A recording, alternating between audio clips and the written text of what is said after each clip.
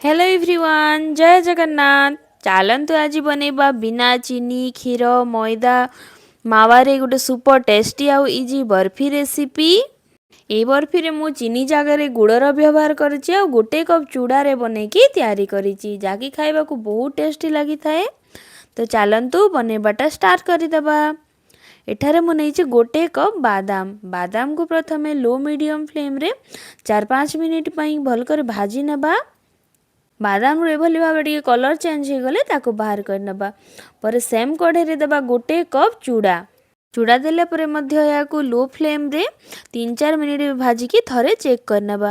देखिबे जदि चूड़ा एपरी भाबले पूरा क्रिस्पी हो गलानी मतलब चूड़ा हो गला। चूड़ा और बादाम को भल कर ठंडा करनबा। ठंडा हो गले बादाम रे सबु जाक चोपा को बाहर करनबा।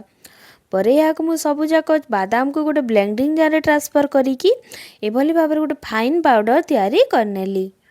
बादाम पाउडर तैयारी हो गला पर या गोटे प्लेट रे ट्रांसफर करदेली। पर से सेम ब्लेंडिंग जार रे चूड़ा को मध्य देकी पूरा फाइन पाउडर बनैकी तैयारी करनबा। चूड़ा को पूरा फाइन पाउडर बनैबे जेथिरे कि रेसिपी पूरा परफेक्ट तैयारी हेबो। पटे चलंतु बनैबा जैगरी सिरप।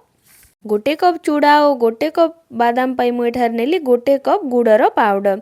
से गोटे कप पानी देकी जैगरी मेल्ट हवा पर्यंत फुटे नेबा।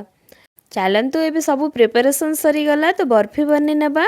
सेतिपाई मु कढ़े देली गोटे छोट चामच घी। से देली 1/4 cup desiccated coconut. Desiccated coconut देले रेसिपीर टेस्ट बहुत बढ़िया आए। डेसिकेटेड कोकोनट को प्रथमे 1-2 मिनिट पाई लो फ्लेम रे भाजिकी से देबा आम तैयारी की रखी गुड़र सिरा। तापर देबा 2 बड़ चामच मिल्क पाउडर। सबुजाक जिनिस को हाई फ्लेम रे भल कर फुटेकी गोटे बॉयल आसिया पई छाड़ी देबा। एथिरे बॉयल आसी गला पर से देबा तैयारी की रखी बादाम पाउडर और चूड़ार पाउडर। सबुजाक जिनिस दे साइला परे फ्लेम को लो टू मीडियम करिकी कंटिन्यूअसली एभली भाव रे घांटिकी गोटे डो परिका करनबा। एभली भाव रे गोटे डो तैयारी हो गले से देबा आउ गोटे छोट चामच घी। लास्ट पूरा ऑप्शनल। आपन को जदि घीर स्मेल जदि पसंद ताले आपन देबे नहीं तो यारे स्किप भी करि पारिबे। एभली भाव रे गोटे डो तैयारी हो गला परे ताको बटर पेपर लगा कंटेनर रे भल करी सेट करिकी आधा घंटा रु घंटे पई छाड़ी देबे।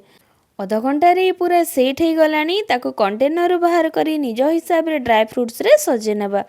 तैयारी हो गला हमर सुपर टेस्टी आउ हेल्दी बर्फी रेसिपी। वीडियो जदि आपको पसंद आसिला तो प्लीज वीडियो को लाइक करंतु और चैनल को सब्सक्राइब करिनियंतु।